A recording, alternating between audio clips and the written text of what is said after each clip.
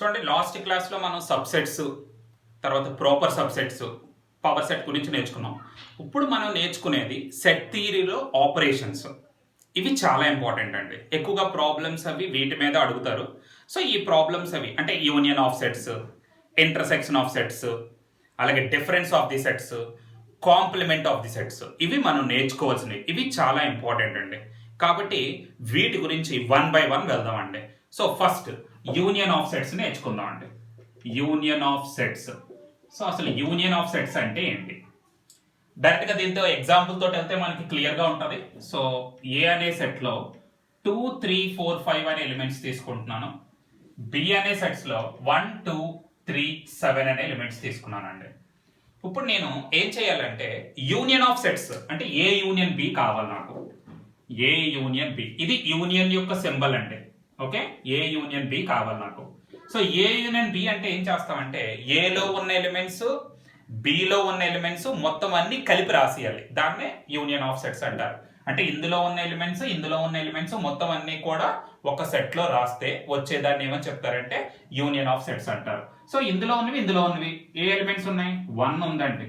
Okay, తర్వాత 2 ఉంది, 3 ఉంది, 4 ఉంది, 5 ఉంది, 7 ఉంది. దీన్ని యూనియన్ ఆఫ్ అంటే మళ్ళీ ఇక్కడ 2 ఉందని 2 సార్లు 2 రాయవసరం లేదు, ఎందుకంటే రిపిటేషన్స్ అనే వాటిని మనం రాయము. సో యూనియన్ ఆఫ్ సెట్స్ అంటే ఇందులో ఉన్నవి కలిపి రాసేయడమే. సో యూనియన్ అంటే ఏం చేయాలంటే ఇందులో ఉన్నవి కలిపి టోటల్ గా ఒక సెట్ లో రాస్తే, రిపీట్ చేయకుండా టోటల్ గా ఒక సెట్ లో రాస్తే దాన్ని ఏ యూనియన్ బి అంటారు. అయితే ఈ ఏ యూనియన్ బి కండి వెన్ డయాగ్రామ్ ఉంటుంది. సో ఆ వెన్ డయాగ్రామ్ అనేది చాలా ఇంపార్టెంట్. చూడండి, వెన్ డయాగ్రామ్ వేస్తాను, ఎందుకంటే ఈ డయాగ్రామ్ కూడా మనకి బాగా అర్థం అవ్వాలి యూనియన్ ఆఫ్ సెట్స్ లోనే. సో ఈ వెన్ డయాగ్రామ్ లో వేసేటప్పుడు ఇలా రాస్తాం. ఇది ఏ అనే సెట్ అండి, ఇది బి అనే సెట్, ఇది కూడా రాయాలండి. దీన్ని యూనివర్సల్ సెట్ అంటారు. లాస్ట్ లో దీని గురించి డిస్కస్ చేద్దాం. దీన్ని యూనివర్సల్ సెట్ అంటారు. అంటే ఏదో ఒక లిమిట్ ఉండాలి కదా మనకి. సో అందుకని దీన్ని యూనివర్సల్ సెట్ అని చెప్తాము. సో ఇందులో తీసుకుందామండి, ఏ అనే సెట్ ఒకటి, బి అనే సెట్ ఒకటి. ఇందులో ఎలిమెంట్స్ అన్ని, ఏలో ఉన్న ఎలిమెంట్స్ అన్ని ఈ సెట్ లో రాస్తాం, బిలో ఉన్న ఎలిమెంట్స్ అన్ని ఇందులో రాస్తాం. ఓకే, అయితే ఇక్కడ చూడండి, ఇది కామన్ పార్ట్. ఇది జనరల్ గా మనకి పర్సెంటేజెస్ టాపిక్ లోని, రిమైనింగ్ టాపిక్స్ లో కూడా ఇది చాలా ఇంపార్టెంట్ అండి. ఈ పార్ట్ కూడా వీటి మీద కొంచెం చదువుతున్నారు ఎక్కువగా. సో ముందు మనం ఏం చేయాలంటే ఇందులోని కామన్ గా ఉన్న ఎలిమెంట్స్ రాయాలి. మరి కామన్ గా ఉన్న ఎలిమెంట్స్ ఏమున్నాయో చూద్దామండి. కామన్ గా ఏమున్నాయి? ఏలోని, బిలోని 2 అనే ఎలిమెంట్ కామన్ గా ఉంది. ఇంకే ఎలిమెంట్ ఉందండి? 3 అనే ఎలిమెంట్ కామన్ గా ఉంది. సో ముందు ఆ కామన్ ఎలిమెంట్స్ ని ఇప్పుడు ఇక్కడ రాయవలసి ఉంటుంది. ఓకే, ఈ పార్ట్ మీద ఎక్కువగా అడుగుతున్నారు. ప్రెసెంట్ అయితే బ్యాంక్ ఎగ్జామ్స్ లో, డేటా అనాలిసిస్ లో ఈ వెన్ డయాగ్రామ్ రిలేటెడ్ క్వశ్చన్స్ చాలా ఇంపార్టెంట్. సో వాటిని డేటా అనాలిసిస్ అంటారు. సో అవి కూడా మనకి బాగా చేయడం రావాలంటే కొంచెం ఈ కాన్సెప్ట్ కూడా తెలిస్తే మంచిది మనకి. ఓకే, సో కామన్ గా ఉన్న ఎలిమెంట్స్ రాయాలి. కామన్ గా ఉన్న ఎలిమెంట్స్ 2, 3 కదా, ఆ కామన్ ఎలిమెంట్స్ ని మధ్యలో రాశాను. ఓకే, తర్వాత ఏలో మిగిలిన ఎలిమెంట్స్, ఇంకా ఏలో మిగిలినవి ఏంటంటే 4, 5, ఇవి బిలో లేవు, అవి ఇక్కడ రాయాలండి. వీటిని ఓన్లీ ఏ అంటారు. ఏకి తప్ప ఇంక దేనికి సంబంధం లేని ఎలిమెంట్స్ అవి. ఇవి ఏ అండ్ బి రెండింటికి సంబంధం ఉన్న ఎలిమెంట్స్. అలాగే ఇక్కడ ఇవి మిగతా ఎలిమెంట్స్. ఇక్కడ ఈ బిలో మిగిలినవి ఏంటంటే 1, 7. సో అవి బిలో మిగిలినవి. ఇప్పుడు చూడండి, ఇందులో ఉన్నవన్నీ చూస్తే 2, 3, 4, 5 ఏలో elements, 1, 2, 3, 7 below elements. A union B అంటే ఏంటి? మొత్తం ఈ డయాగ్రామ్ లో ఉన్నవి. అంటే యూనియన్ అంటే అర్థం ఈ మొత్తం మాట. ఇందులో ఉన్న అన్ని ఎలిమెంట్స్ ని తీసుకోవాలండి. అందుకే ఏ యూనియన్ బి కి వెన్ డయాగ్రామ్ అంటే ఇది మొత్తం సేవ్ చేసేస్తారు. ఎందుకంటే ఇందులో ఉన్నవి తీసుకోవాలి, ఇందులో ఉన్నవి తీసుకోవాలి, ఇందులో ఉన్నవి తీసుకోవాలి. ఎప్పుడైతే యూనియన్ అంటున్నామో మొత్తం అన్నింట్లో ఉన్న ఎలిమెంట్స్ ని తీసుకోవాలి. అందుకే ఏ యూనియన్ బి అని రాస్తాం. అయితే దీనికి ఇంకొకటి అండి ఇంపార్టెంట్, సెట్ బిల్డర్ ఫామ్ ఉంటుంది. అది కూడా చాలా important. So A union B కి సెట్ బిల్డర్ ఫామ్ ఏంటి? మీరు ఎక్స్ అనే ఎలిమెంట్ ని కలెక్ట్ చేస్తున్నాం మనం. ఓకే, ఏ యూనియన్ బి కి ఒక ఎలిమెంట్ ని కలెక్ట్ చేస్తున్నాం అంటే ఆ ఎలిమెంట్ దేనికి సంబంధించి ఉండాలి? X belongs to A or X belongs to B. అంటే ఆ ఎలిమెంట్ ఏ నుంచి గానీ బి నుంచి గానీ ఎక్కడి నుంచి తీసుకున్నా పర్లేదు, అది ఏ యూనియన్ బిలో రాయొచ్చు. అంటే ఖచ్చితంగా రెండింటిలోనే ఉండాలని రూల్ ఏమీ లేదండి. అది ఏలో ఉన్నా పర్లేదు, బిలో ఉన్నా పర్లేదు, కామన్ గా ఉన్నా పర్లేదు, ఆ ఎలిమెంట్ ని మనం యూనియన్ లో రాయొచ్చు.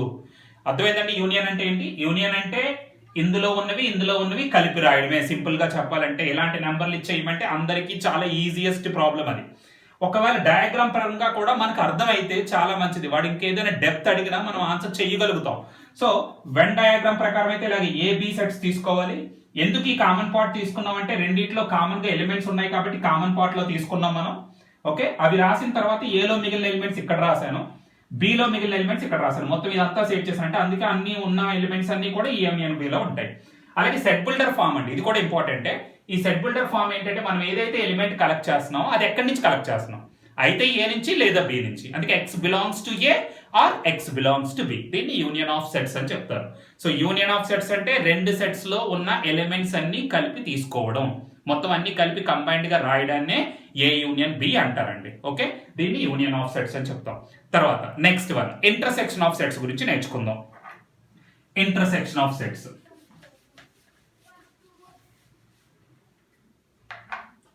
చూడండి. ఇంటర్సెక్షన్ ఆఫ్ సెట్స్కి వచ్చాం అనుకోండి. ఇంటర్సెక్షన్ ఆఫ్ సెట్స్ అంటే ఏం చేయాలి? ఓకే, ఇంటర్సెక్షన్ ఆఫ్ సెట్స్, దీనికి మనకి ఇంటర్సెక్షన్ ఆఫ్ సెట్స్ కి మనం వాడే సింబల్ అండి ఇది ఇంటర్సెక్షన్ యొక్క సింబల్ మాట. ఓకే, ఇంటర్సెక్షన్ ఆఫ్ సెట్స్ అంటారు.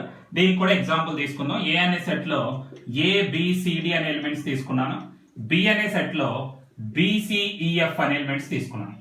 ఇలా రెండు సెట్స్ తీసుకున్నాను ఇక్కడ. ఓకే, ఇప్పుడు మనం ఏకి బికి ఇంటర్సెక్షన్ ఫైండ్ అవుట్ చేయాలి. సో ఏకి బికి ఇంటర్సెక్షన్ అంటే ఇలా రాస్తారండి. ఇది ఇంటర్సెక్షన్ అంటే ఇలా యూని తిరిగేసినట్లు ఉంటుంది.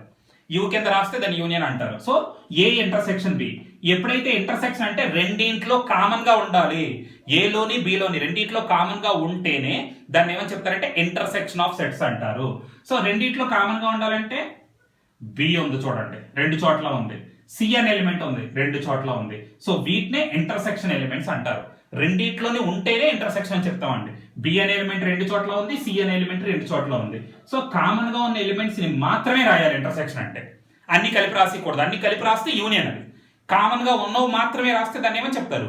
Intersection of sets. ఇందులో ఉన్నవి కలిపి తీసుకోవాలి, రెండిట్లో ఉంటేనే తీసుకోవాలి, దాన్ని ఇంటర్సెక్షన్ ఆఫ్ సెట్స్ అంటారు. మొత్తం అన్ని కలిపి రాసేస్తే యూనియన్ ఆఫ్ సెట్స్. మరి దీనికి కూడా వెన్ డయాగ్రామ్ ఉంటుంది కదండి. సో ఆ వెన్ డయాగ్రామ్ క్లియర్ గా అర్థం అవ్వాలి.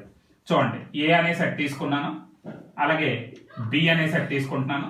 యాజ్ యూజువల్ గా మనం రాసేటప్పుడు ఎప్పుడు కామన్ ఎలిమెంట్స్ రాయాలండి. సో బిసి రాస్తాము ఇక్కడ. ఓకే, ఇప్పుడు ఏలో మిగిలిన ఎలిమెంట్స్ ఏమున్నాయండి? ఏడి ఉన్నాయి, అలాగే బిలో మిగిలిన ఎలిమెంట్స్ ఈఎఫ్ ఉన్నాయి. మరి ఇంటర్సెక్షన్ ఆఫ్ సెట్స్ అంటే ఏంటి? రెండిట్లో కామన్ గా ఉంటేనే కదా తీసుకోవాలి. అందుకని ఈ పార్ట్ ని మాత్రమే సెట్ చేయాలి, మొత్తం చేసేయకూడదు. యూనియన్ అంటే ఏం చేస్తాం? మొత్తం అంతా సెట్ చేస్తాం.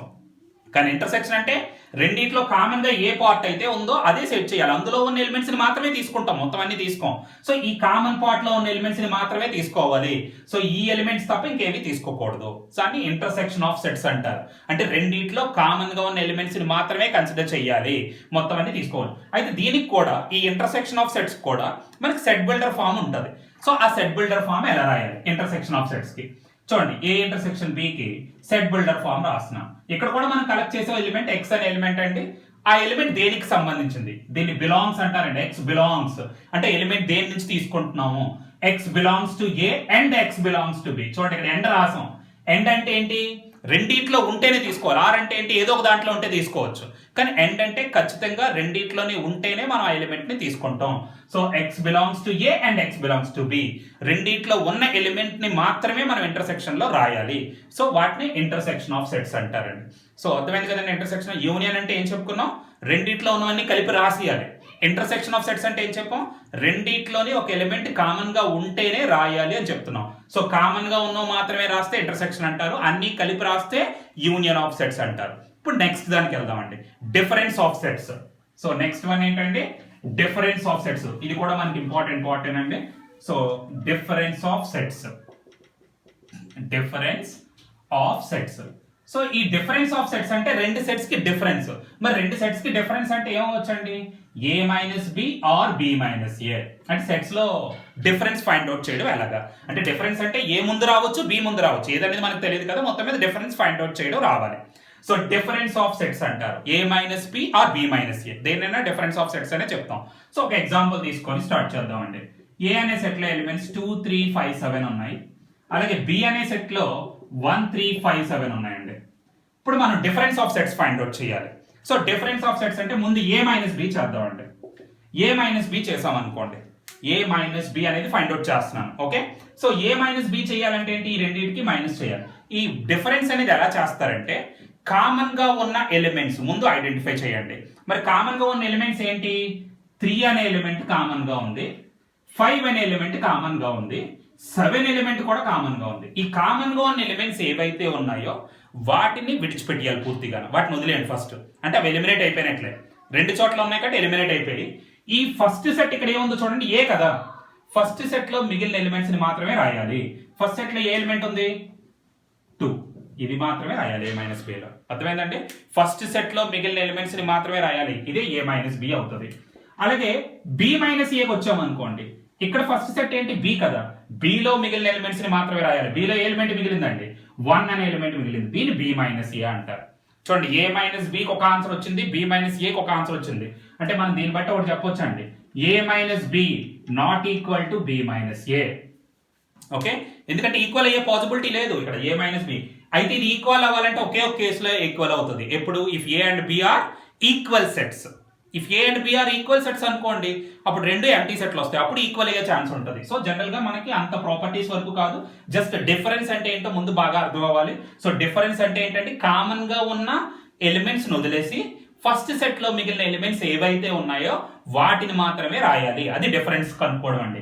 ఏ మైనస్ బి చెయ్యాలన్నా, బి మైనస్ ఏ చెయ్యాలన్నా మీరు ముందు కామన్ గా ఉన్న ఎలిమెంట్స్ ని తీసేసి ఫస్ట్ సెట్ లో మిగిలిన ఎలిమెంట్స్ ఏవైతే ఉన్నాయో వాటిని మాత్రమే రాసుకోవాలి. దాన్ని డిఫరెన్స్ ఆఫ్ సెట్స్ అంటారు. సో ఏ మైనస్ బిలో 2 ఉందండి, ఇది ఒకటే మిగిలింది కాబట్టి బి మైనస్ ఏ అంటే 1 మిగిలింది, సో 1 రాసాం. సో ఈ ఎగ్జాంపుల్ ప్రకారం అబ్జర్వ్ చేస్తే మనకి ఏంటండి, A minus B value B minus A value equal కాదు.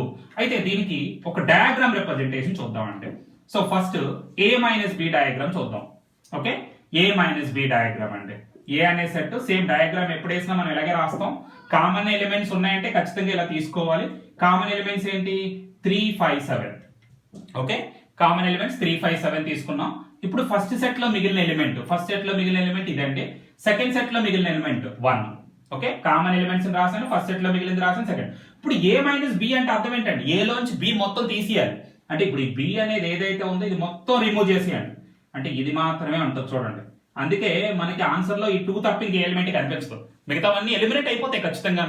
సో ఈ కామన్ గా ఉన్న పార్ట్ అంటే బి మొత్తం తీసేయగా ఏలో మిగిలిన పార్ట్ ఏదైతే ఉందో అందులో ఉన్న ఎలిమెంట్స్ ని మాత్రమే తీసుకోవాలి. ఏలో మిగిలిన ఎలిమెంట్ ఏంటండి 2 తప్ప ఇంకే ఎలిమెంట్ మిగలలేదు, సో అది మాత్రమే తీసుకుంటాం. సో ఏ మైనస్ బి ఆ విధంగా అడ్జస్ట్ అయింది. అలాగే బి మైనస్ ఏకి వెన్ డయాగ్రామ్ చూద్దామండి. బి మైనస్ ఏకి వెన్ డయాగ్రామ్, బి మైనస్ ఏకి వెన్ డయాగ్రామ్ అండి. సేమ్ ఇలాగే తీసుకుంటాం రాసేటప్పుడు. 3, 5, 7 అండి. ఏలో మిగిలింది 2, బిలో మిగిలింది 1. బి మైనస్ ఏ అంటే బిలోంచి ఏ కంప్లీట్ గా రిమూవ్ చేసేయాలండి. ఈ ఎలిమెంట్ ని మాత్రమే తీసుకోవాలి. ఇది బి మైనస్ ఏ, అందుకే 1 అనేది మాత్రమే అడ్జస్ట్ అయిందండి. ఇది బి మైనస్ ఏ. సో ఈ విధంగా వెన్ డయాగ్రామ్ పరంగా కూడా చూపించవచ్చు. అయితే సెట్ బిల్డర్ ఫామ్ అయితే ఎలా ఉంటుంది? సెట్ బిల్డర్ ఫామ్ కి వచ్చాం అనుకోండి, ఏ మైనస్ బికి సెట్ బిల్డర్ ఫామ్ ఎలా రాస్తున్నాం చూడండి. ఎక్స్ అనే ఎలిమెంట్ ని కలెక్ట్ చేస్తున్నాను. ఈ ఎలిమెంట్ ఏలో ఉంటది but not belongs to B. ఈ పాయింట్ ఇంపార్టెంట్ అండి. ఓకే, మీరు తీసుకునే ఎలిమెంట్ ఏలో ఉండాలి, బిలో ఉండకూడదు. అటువంటి ఎలిమెంట్ ని రాయాలి. చూడండి, ఇప్పుడు మనం 2 అనే ఎలిమెంట్ ని రాసాం ఏ మైనస్ బిలో, మరి ఏలో ఉంది కానీ బిలో లేదు కదా, అందుకే రాసాం మనం. ఇక్కడ 3 చూడండి, ఏలోనే ఉంది, బిలోనే ఉంది, అందుకే రాయలేదు మనం. సో ఆ డెఫినేషన్ కూడా అర్థం అవడం చాలా ఇంపార్టెంట్ అండి. సో ఏ మైనస్ బి అంటే ఏంటి, మీరు కలెక్ట్ చేసే ఎలిమెంట్ ఏలో ఉండాలి బట్ బిలో ఉండకూడదు, అది ఏ మైనస్ బికి. అలాగే బి మైనస్ ఏకి వచ్చాం అనుకోండి, అప్పుడు ఏం చెప్తాం, element belongs to B but not belongs to A. చూడండి, ఇక్కడ బి మైనస్ ఏ కూడా నేను సెట్ బిల్డర్ ఫామ్ రాస్తున్నాను. ఎక్స్ అనే ఎలిమెంట్ కలెక్ట్ చేస్తున్నాను, అది బిలో ఉండాలి బట్ ఏలో ఉండకూడదు. సో దీన్ని బి మైనస్ ఏకి సెట్ బిల్డర్. ఎందుకంటే జనరల్ గా ఎగ్జామ్ లో ఈ డిఫరెన్స్ ఆఫ్ సెట్స్ కి, యూనియన్ ఆఫ్ సెట్స్ కి, ఇంటర్సెక్షన్ ఆఫ్ సెట్స్ కి సెట్ బిల్డర్ ఫార్మ్స్ కూడా అడుగుతారు. సో అవి కూడా రావాలి. సో ఏం నేర్చుకున్నామండి, యూనియన్ ఆఫ్ సెట్స్ అంటే రెండిట్లో ఉన్న ఎలిమెంట్స్ అన్ని కలిపి రాసేయడం. ఇంటర్సెక్షన్ అంటే కామన్ గా ఉన్న మాత్రమే రాయాలి. డిఫరెన్స్ ఆఫ్ సెట్స్ అంటే ఏం చేయాలండి, డిఫరెన్స్ ఆఫ్ సెట్స్ చేసేటప్పుడు కామన్ గా ఉన్న ఎలిమెంట్స్ ని వదిలేసి ఫస్ట్ సెట్ లో ఏవైతే మిగిలాయో వాటిని మాత్రమే రాయాలి. దాన్ని డిఫరెన్స్ ఆఫ్ సెట్స్ అంటారు. సో దీనికి కంటిన్యూషన్ మనం నెక్స్ట్ సెషన్ లో డిస్కస్ చేద్దామండి.